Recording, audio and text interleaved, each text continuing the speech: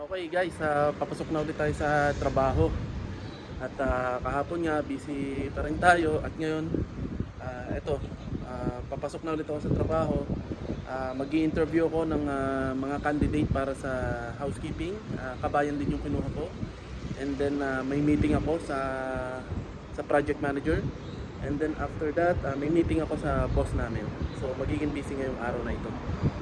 So ngayon maghahanap muna ako ng kakainan kasi gutom na ako. And then yun, medyo ine-explore ko pa yung mga bus kasi hindi ko pa kabisado yung mga number ng bus.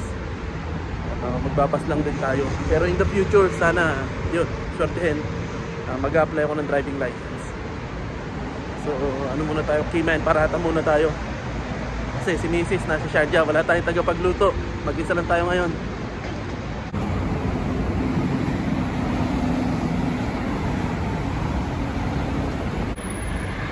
Okay, nandito na ako sa bus stop. Naghihintay na ako ng bus papuntang trabaho.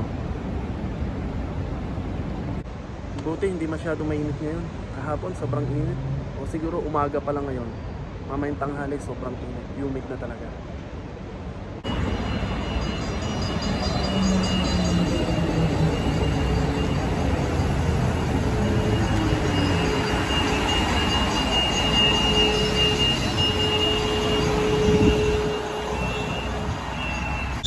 الموقف التالي مسجد الشيخ خزاع بن سلطان.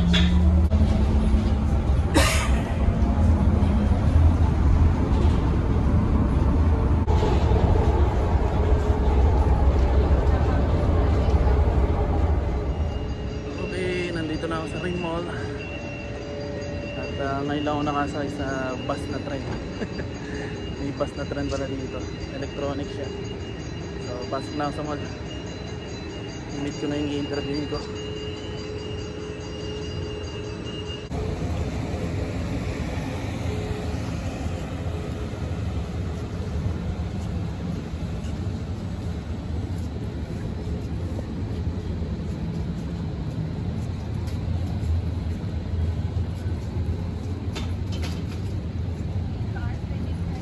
Okay, nandito na ako sa site. Pero yung tinawagan ko para sa interview ngayong araw, hindi sila dumating. So, sayang.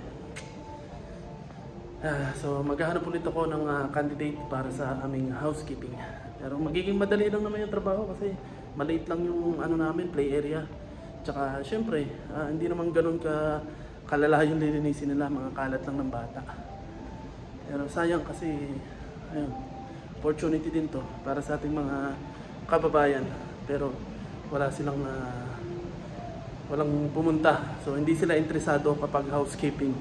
So ganun ang mga kababayan natin, pag mga housekeeping mababang posisyon, o hindi ko naman masasabing mababa ang sahod, pero ayaw nila ng ganun mostly. Pero ewan ko, yung iba okay, yung iba hindi. So siguro yung napili ko o yung natawagan ko ay hindi. So, titignan ko muna kung paano mag-receive dito ng items. Gala-gala muna ako sa mall.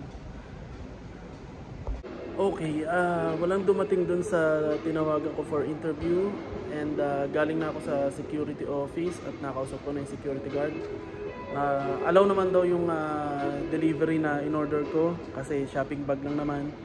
Either bitbitin ko na lang dito sa loob or pumunta daw ako sa basement 1 at dumaan ako backdoor. Pero once operational na yung shop, kailangan ko daw ng permit every time na may delivery or stock transfer.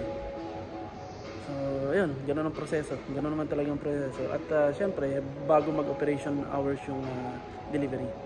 Okay? So maya maya papasok na ako dito sa loob at imi-meet ko yung project manager at i-update ko si madam kung ano nang status ng construction site. Okay? So hintay-hintay lang muna ako dito. Tapos prepare ko na rin yung mga kailangan kong gawin mamaya kasi imi-meet ko yung mga staff para i-meeting sa mga standard grooming, tapos sa opening procedures, mga ganun. Okay? Matrabaho, kahapon paikot-ikot ako, nasunog ako sa araw kasi wala naman akong sasakyan. Nagbabas lang ako, buti na lang may unlimited na bus dito. Mahirap ang pag-aasikaso pag ganitong bago yung shop at mag-opening pa lang. Marami talagang trabaho, akin lahat. So yun, titisin ko na lang, pero excited at masaya ako dito kasi ako lahat yung masusunod at pinagkatiwalaan ako ni Madam. So hopefully magiging maayos ang lahat at magiging maganda yung future ko dito. Okay? Mabait naman si Madam.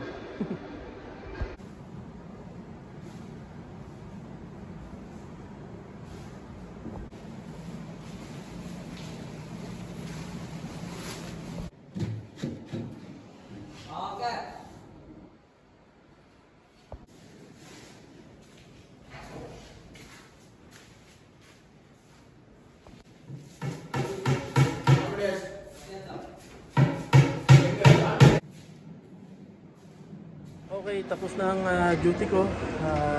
Tapos na akong mag-submit ng mga reports. Tapos na ako ng meeting sa staff. At na-interview ko na yung dapat interviewan. Tapos na yung interview ko dun sa staff. So, ngayon naman papunta ako para kolektahin yung example wristband namin. So pag kolekta ko noon, uwi na ako, pahinga. At 8:45 PM, may meeting na ulit ako kay Madam. Okay? So, pauwi na ako. Nakakapagod at nakakapagod tsaka gutom, pero hindi naman stressful kasi mag-opening to, so sa akin lahat.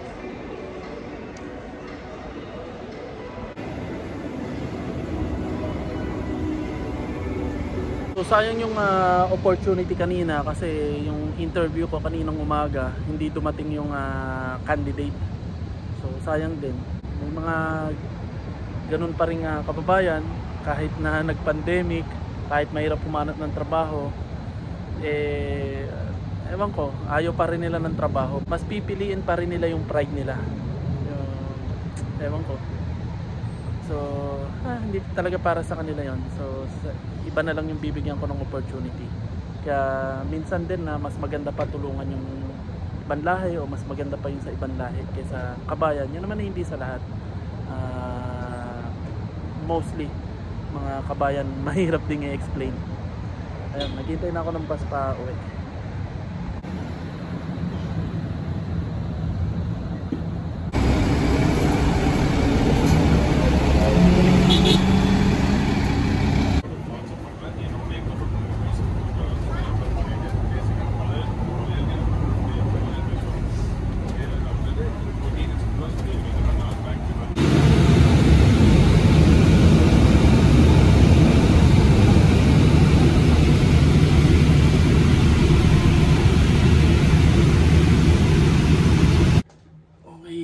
Nandito na ako sa bahay.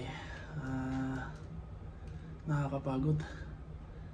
Pero okay naman, worth it naman lahat. So marami pa siyang pinapagawa sa akin ng mga SOP, tapos mga checklist. So tomorrow magmi-meeting ulit kami. So it's a long day kanina, ngayon. So see you na lang tomorrow. At miss na miss ko na yung mag-ina ko, lalo na si Sky. So see you guys, bye.